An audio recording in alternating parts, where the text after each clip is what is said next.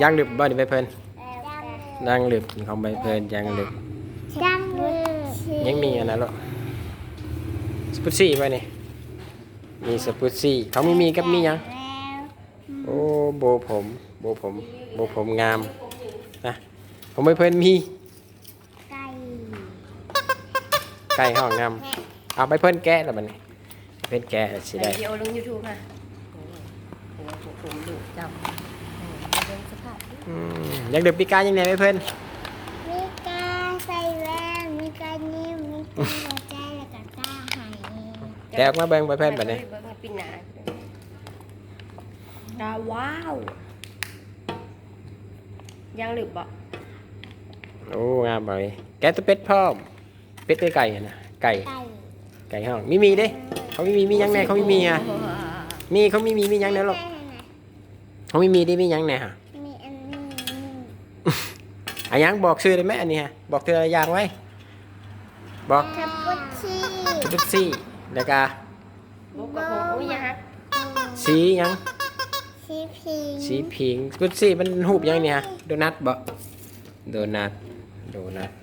าสอง ใส่เบิ่งแม่โบผมงามสำเร็จเด้งามบ่ ไข่หมดเลย เอากวบใช่ไหม กับเสื้อหัวเลยลูกนี่พี่มีใส่แล้ว งามละ ไหวใส่นี่ แล้วแต่ไอ้แต่ นี่งามเลยว่าไอ้เพื่อนเอาเป็ดห้องใส่ใช้ยังดึกเพชรได้แนวยังดึกมาเพื่อน นี่ มีกายังไงเสนอกา มีกาหอยนิ่ม กาหอยยิ้มเอาใส่กาหอย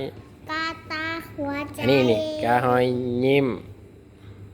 กาตาหัวใจ กาหัวใจ แล้วก็กาใส่แว่น กาแว่นแล้วก็กายัง กาไห่ มีกาขี่ไห่ปีนี้ขี่ไห่ตัวเป็ดได้ปะดิตัวเป็ดมันเห็ดได้เนี่ยได้เลย มันมี เอ้าไม่มีไม่ใช่อะไรไม่มี มันมีพวกรอด แล้วมีเป็นโนมาอีกบาทนึงเป็นโนดีเทเพิ่งบันดิโซเลยไปเพิ่น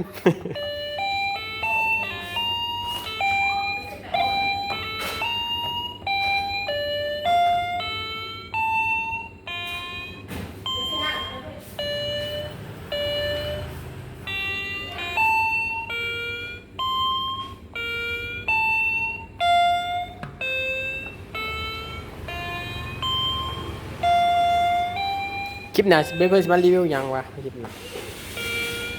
บอกไปเพื่อน มารีวิวไปขี่รถถีบในสวนยาง ที่เห็นในทีวีสว้ายน้องมิมีมาแล้วงามที่น้องมิมีมามิมี ในไปเด็กปะ บีบไว้มิ อ้าวแกะออกกันง่ายอยู่ในแกะออกเนี่ยนี่มีบะหมักมันซาโดน้อยๆกับซาโด เป็นโดนัทบนมิมนะ อันนี้น้อยๆกับซาโดสิ ลาซะบันนี้ลาซะบ๊ายบายไว้ บ๊ายบายอย่าลืมกดไลค์กดแชร์กดซับสไครต์ให้ด้วยเด้อ เจอกันอยู่คลิปหน้าไปลาซะ เจอกันอยู่คลิปหน้าเด้อ บ๊ายบาย บ๊ายบาย